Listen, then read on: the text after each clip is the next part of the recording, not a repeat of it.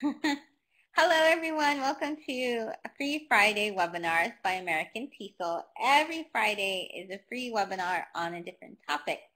So you can join us and ask a friend to come along. And if you can't make it, you can always find the links bookmarked in the front page here.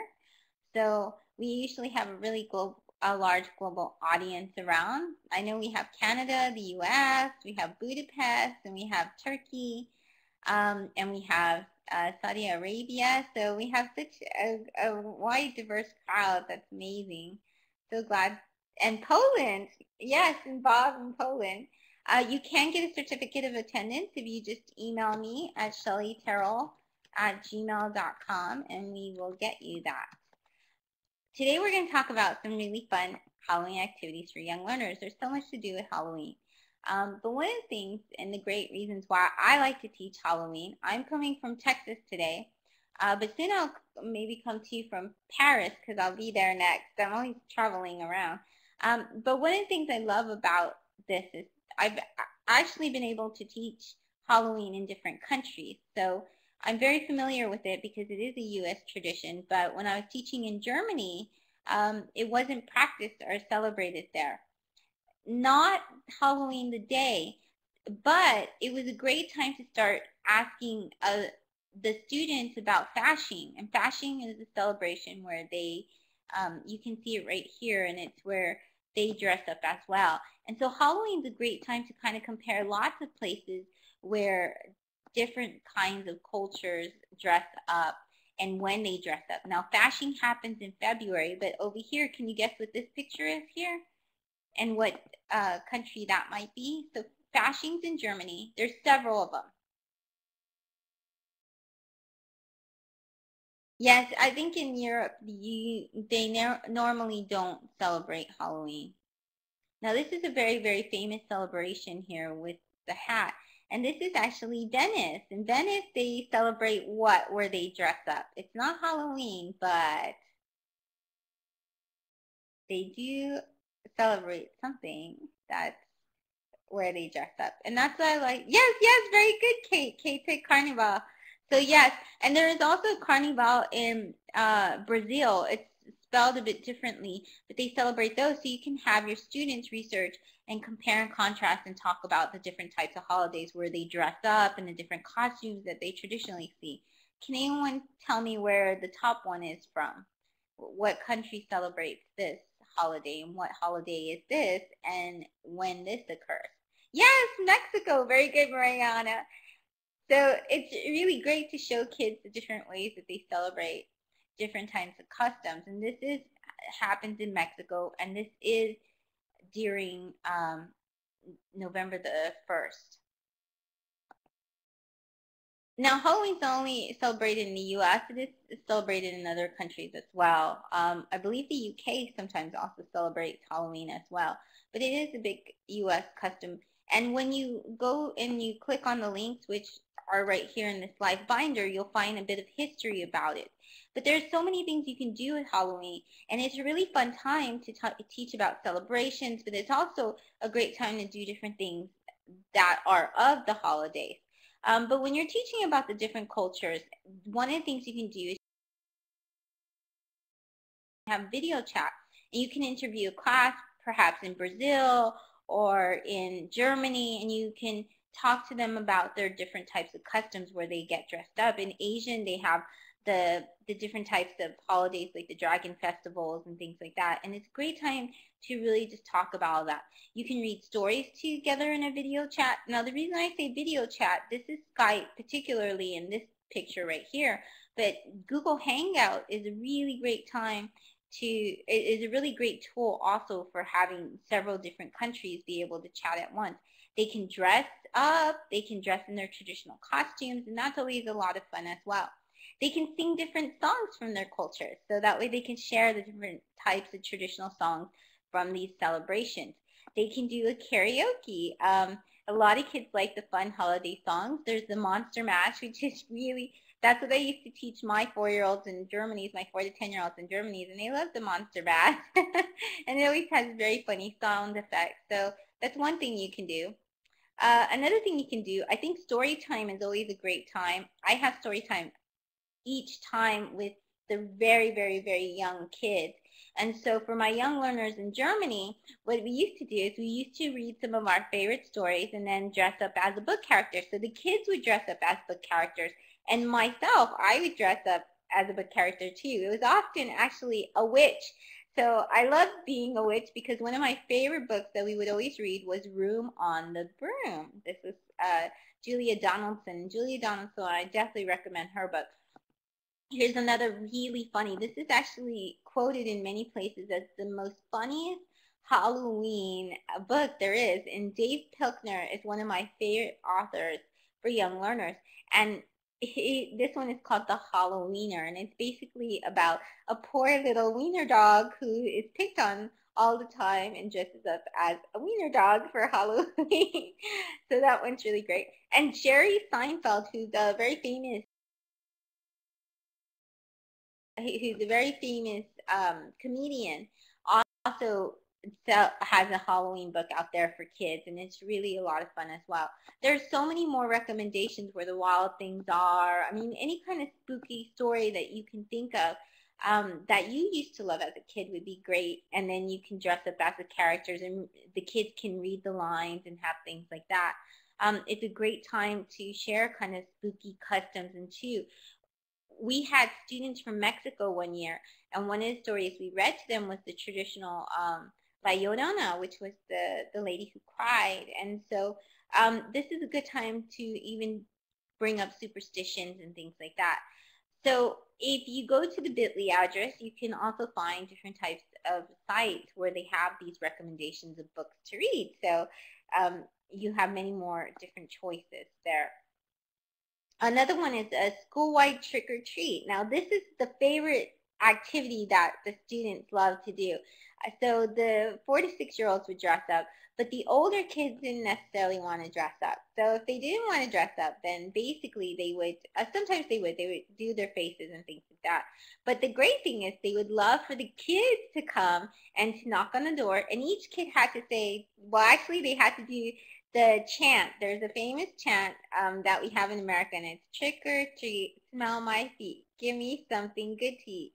So the kids would practice this, and only if they said this, so this encourages their speaking skills, and they like this as well, then they would get their candy or their treat. Now, I know candy isn't always so great, so a lot of times we would have healthy snacks as well, like apples or bananas or things like that. So there are so many different things that you can do. One of the things you can do is if you know the wieners, the little tiny wieners, sometimes you make them in the oven. They're good to go. Like we call them pig in the blankets in America. But you can make those into mummies. So instead of making the bread, you can make it into mummy. Or make it into little characters like cupcakes and things like that, or cookies, pumpkin cookies and stuff. So you can have a class trick or treat. And they can go from room to room to room. And the little kids look so cute when they're dressed up. Everybody has a great time. Another thing that kids love to do is to carve pumpkins. Now in Germany, it was quite strange because in Germany we would end up carving different types of things like this. It looked more like turnips actually. We would do a lot of turnips in Germany because we didn't really have any pumpkins that we would carve, and this was just the tradition that they had. So you don't necessarily have to carve a pumpkin. You can actually carve other different types of things. The kids, the little kids, something that's really easy to carve with maybe a plastic. They have those kind of cutters where you can make different faces and things like that, and help the kids. You can invite the parents during the time so they can help the kids, and together they can all carve pumpkins. And then you can have different types of contests. In Germany, they actually have contests of which are the most, a group of people do different types of pumpkins. I saw a CSI pumpkin once, pumpkins like a Justin Bieber pumpkin, and then they all voted in the class which class had the best pumpkin that was carved.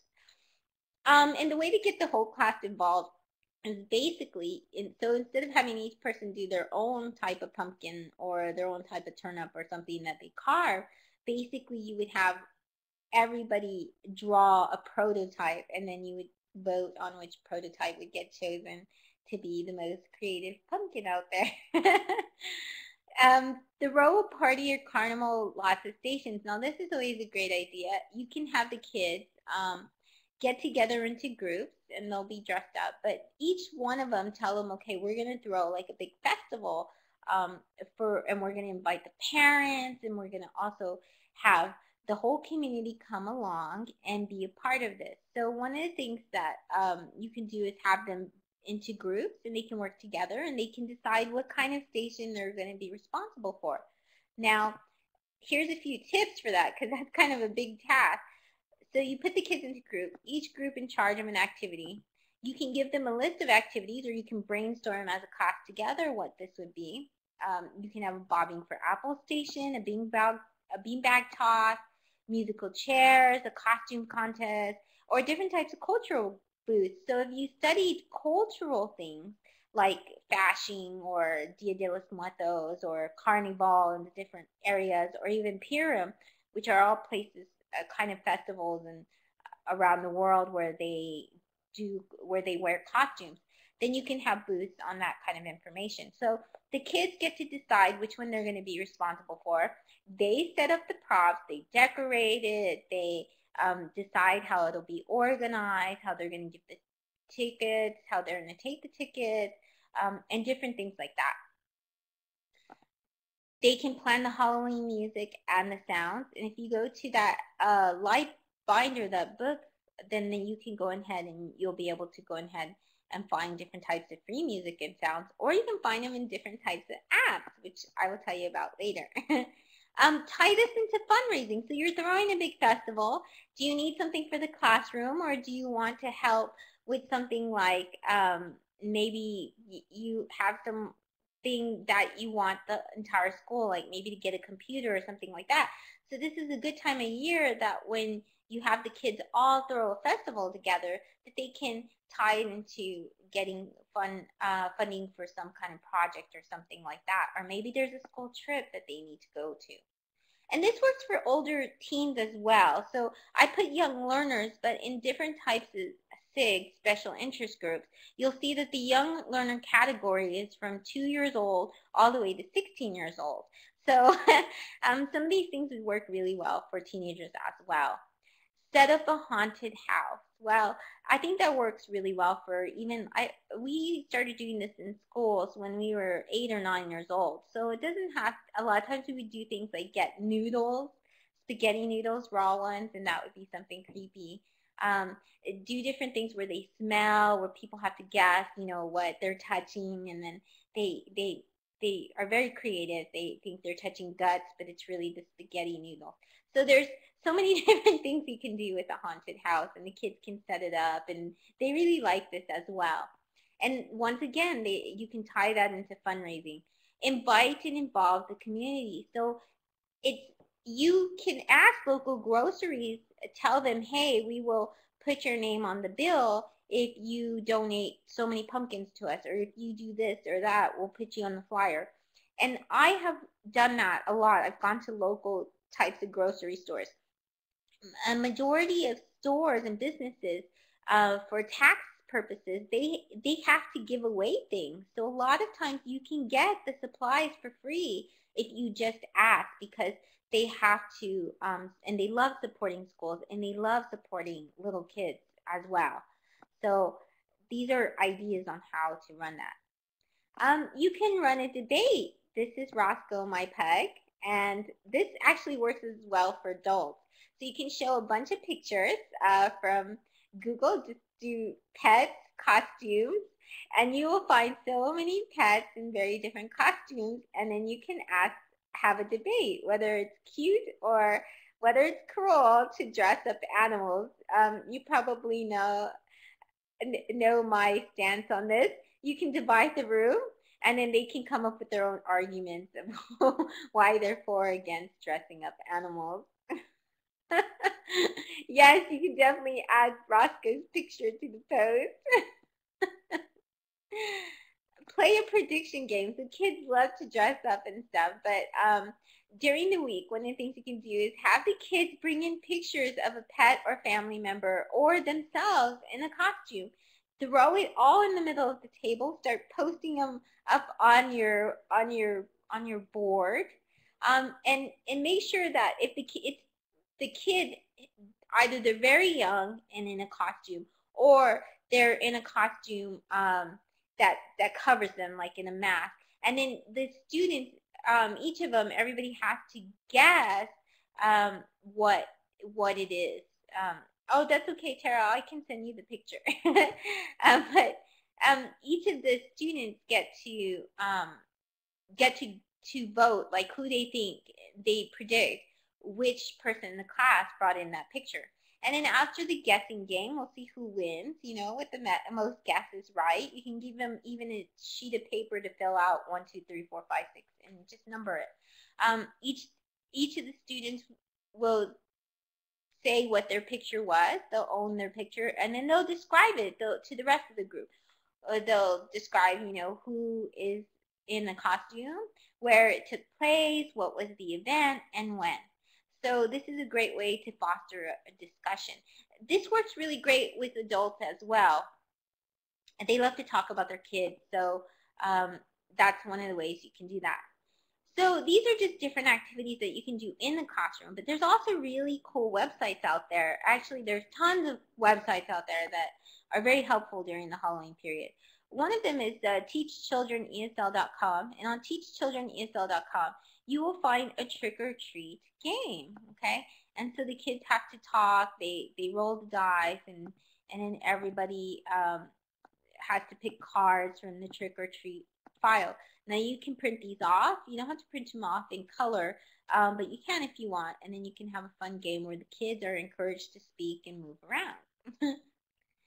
You can send a funny rap. Now this is actually my family. This is when my niece sent us. My niece is 16 years old, and so can you guess which one is me? Can you guess which one is me? And the teenagers will really, really, really love this. The mummy. Okay, someone says the mummy, second from the left. Okay, so I'll tell you, here's the witch, here's Dracula, here's the Bride of Frankenstein, the mummy, and this is Frankenstein. Yes, this is jibjab.com, and it's free. Yes, Lisa, you got it right. I am Dracula. This is me.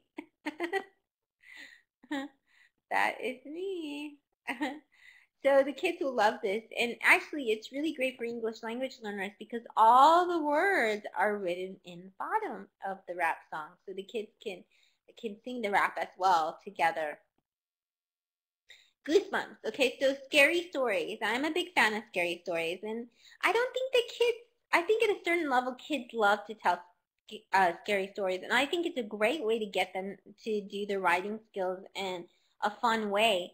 Is for them to write their own scary stories. One of my favorites is R.L. Stein's Goosebumps, and it's a whole series of really small readers, and kids really love this a lot. When I was teaching 8th graders who read at the 2nd grade level, we used to use the Goosebumps series a lot, and it really encouraged them and helped improve their literacy a lot because they love the ghost stories.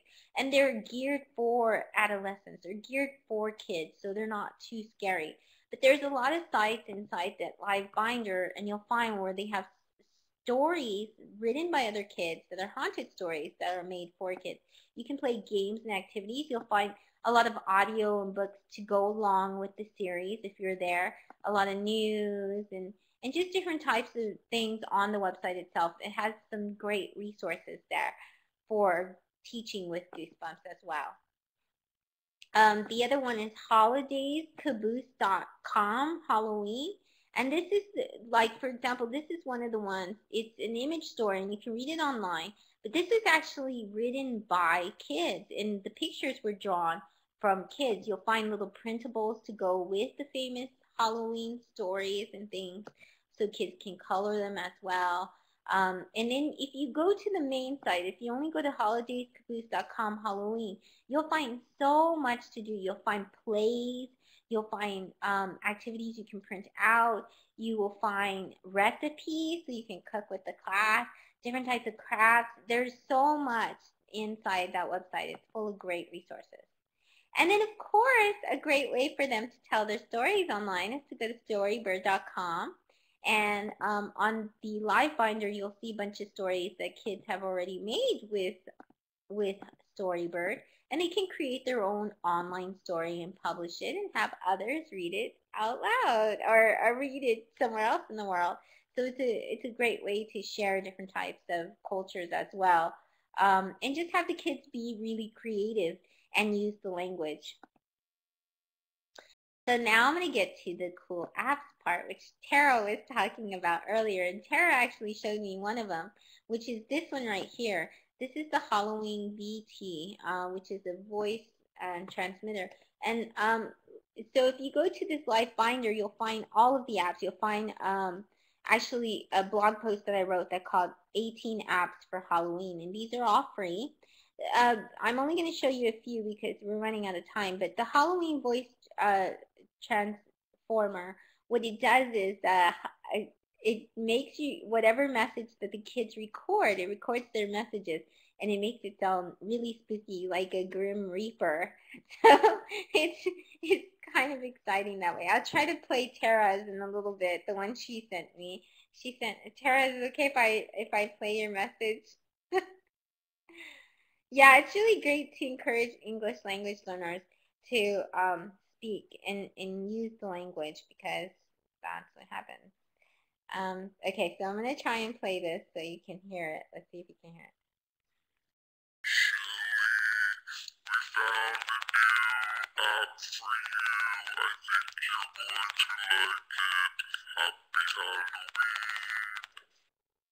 Did you all hear that? That spooky message from Tara to me? So kids, you can just imagine, will love saying something.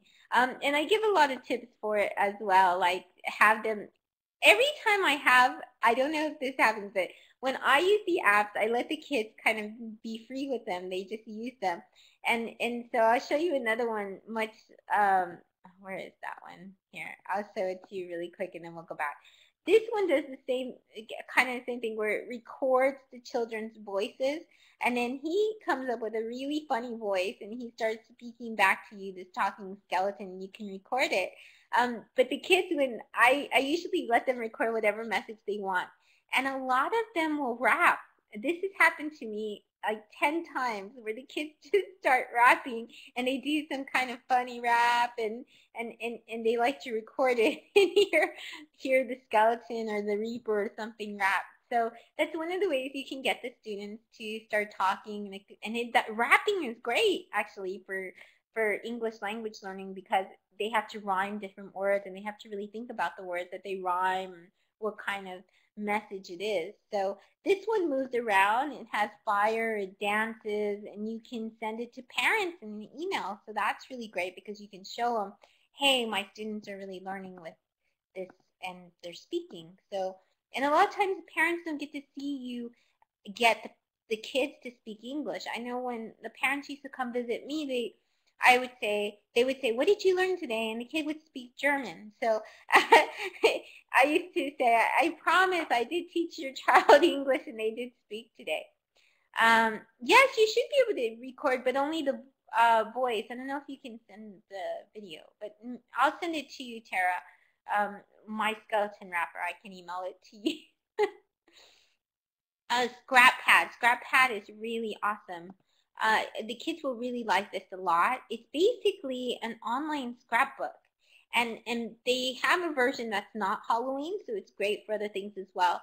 And one of the things I encourage, okay, so it does have words that you can supplement, but one of the things that I think is really great is you can create books. You can create it with background scenes and all of this.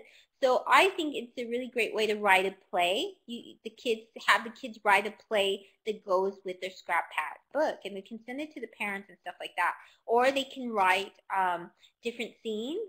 So that way it's a short type of writing, and they write dialogue. And I think it's really great to have students experiment with different types of writing. So they can write dialogues of what the different characters would say and stuff. And it has so many great characters to choose from. Halloween card creator. This one is really great because You can do different things like you can have the kids write a message. They can send this to their parents, their best friend, their grandparents. I'm going to make it a little bit larger so you can see. So you have all these options. Every time you click on these options, you get those type of characters on the bottom. Where is it? See? So here's the characters on the bottom there. Maybe I should make it a little bit smaller. Okay, so you get the characters. So you click here, and then those are the characters that come. You get a whole bunch of new sets. You get different backgrounds. You can use your own pictures. So if maybe the family has a costume or something like that, you can write with your finger, or you can add text. I mean, there's so many options. The kids can send a really great creative card, and they use different types of language skills and multimedia as well. They can send, the older kids can send it to younger kids, some great ones, or kids in another class. Or maybe if they're doing like a group project where it's class collaboration, since it's online, they can email it or send it to the students in another country. This is one of my favorites. This is Halloween origami. And one of the things I do in my 4 to 6-year-olds is Emma Herod, her son, he's 5 and he's in the UK. So he was taught them through Skype how to do different origami. Well, in this one, you get to do Halloween origami. It shows you how to do a Count Dracula origami. There's Frankenstein. Not all of them are free, but Count Dracula is free. That's pretty cool to have a Count Dracula origami or a skeleton. It shows the kids on their pads, so they get the paper and they have to do this. And I'm really one for having kids take something in the real world and make something with the iPad. Like, I don't think that all the content has to be in the actual iPad. I like when it just encourages kids to maybe go off in a corner, and then they can try and do this, and then you can walk around and you can see if the kid's getting it or not. Because I realized with my 4 to 6-year-olds, it teaches them dexterity at that point, and so they did need a lot of help with that. But for those who are visual learners and who don't necessarily want to go step by step like this, they have videos. They show you free YouTube videos on how to make the origami. So how cool is that? Then they can listen and they can follow the directions. So they get to choose. Either they do the step by step, or they can listen to the video. Now, not all of them have videos. There are apps where made specifically for learning and also specifically for Halloween. This one is a great one. Her son, this was created by a mother, and her son is in special education. So she made these types of games. There's a counting game, missing letters, a matching game, all kinds. Math, you can learn math, and it's Halloween oriented, and then Scrabble game, observation game. So there's all these games that she made for her son, and then she has it as a free app as well, and it's really great. So I really recommend this one as well. And then the talking skeleton I told you about. There's a Carve a Pumpkin. Now the great thing about this Carve a Pumpkin, there's other Carve a Pumpkin apps, but the reason why I chose this Carve a Pumpkin app is because it doesn't have any ads, because it's made by Parents Magazine. So the only thing you see is the Parents Magazine logo.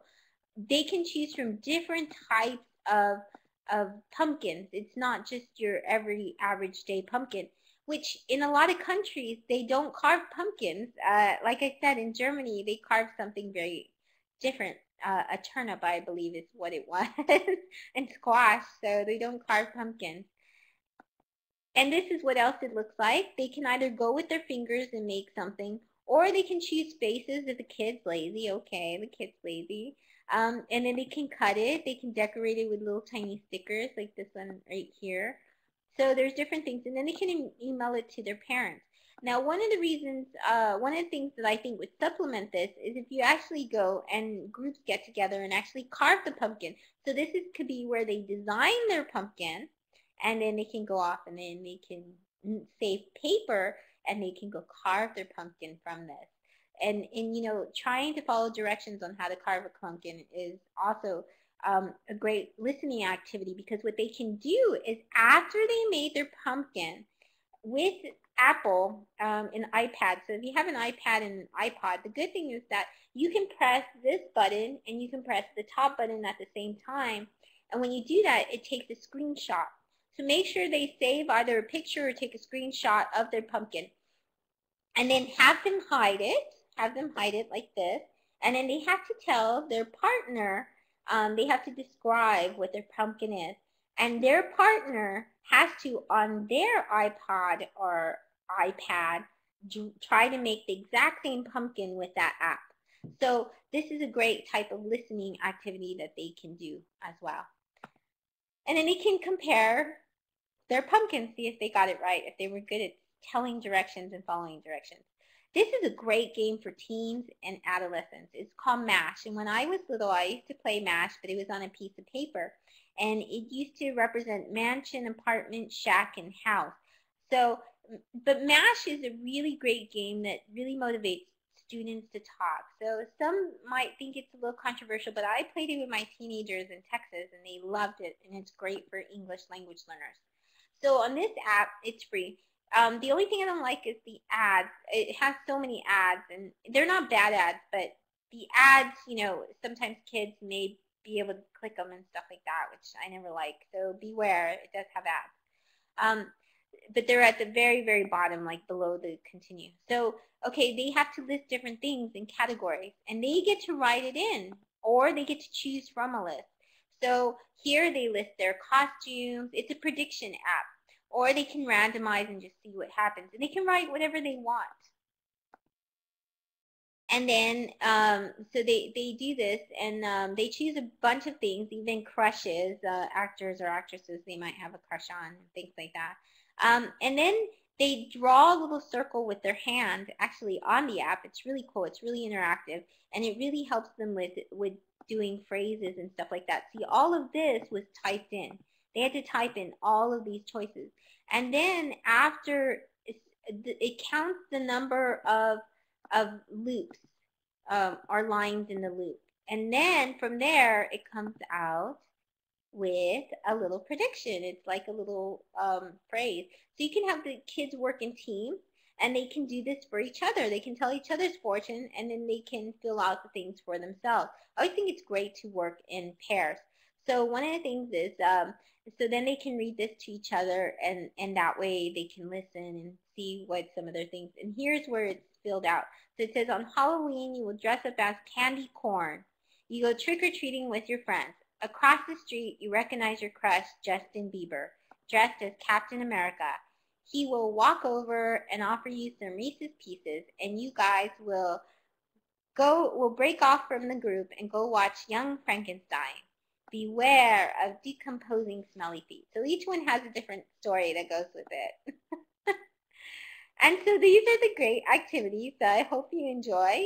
And if you have any questions, or if you just need a certificate of attendance, then you can always come and you can email me at shellyterrell@gmail.com. And when I am not giving webinars, I am slaying evil dark lords in the world of education. Yes, that is me, Tara. And actually, this year, Roscoe, my pug, was going to be Darth Vader, but this year instead, he's a basketball player who's filling in for those who are on strike. So we have Roscoe to save us from the basketball strike in America. And then we have also me as his referee. So we're going to be joining some contests and stuff later. If you have any questions or you need any comments, then go ahead and feel free to raise your hand, or you can actually, you have the microphone, so you can click on the mic and we'll let you share with us any activities that you have. Oh, thank you, Anna. It's great to see you here, and Sue too. And you can find all the activities here as well in the Life Finder. Oh, thanks, Mariana. And if not, have a very good weekend and have a great time celebrating, if you celebrate Halloween.